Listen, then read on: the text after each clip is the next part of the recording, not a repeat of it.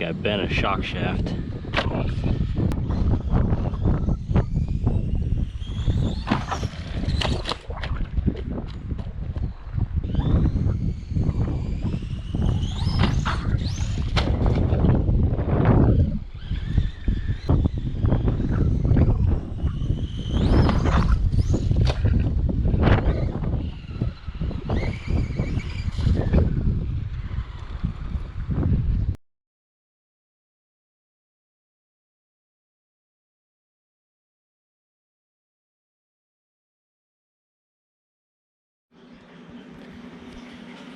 So where it broke here, I used some epoxy with some metal filler rods.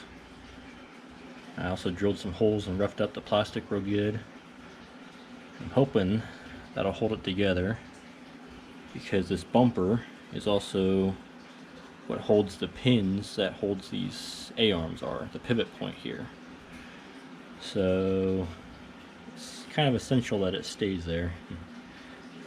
So we'll see how the epoxy holds up, if it sticks, and if it breaks.